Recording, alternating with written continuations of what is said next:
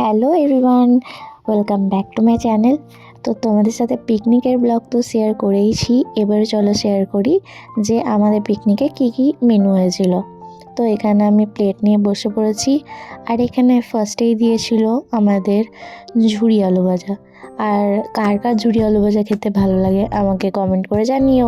এরপরে দিয়ে গেছিলো হচ্ছে বেগনি, আর বেগুনির পরে দিয়েছিল আমাদের সাদা ভাত। তো ভাতের সাথে খাওয়ার জন্য দিয়ে গেছিলো এখানে স্যালাড, অ্যান্ড তারপরে ছিল হচ্ছে আমাদের মুগ ডাল, যেটা ছিল অনেক কিছু সবজি দিয়ে বানানো। আর এখানে দেখো ঝুরি আলু ভাজা দিয়ে ডালটা দিয়ে খেতে না চরম লাগে সত্যি। আর তারপরে ছিল আমাদের আলু পোস্ত, আর এখানে আলু পোস্তটাও খেতে চরম হয়েছিল।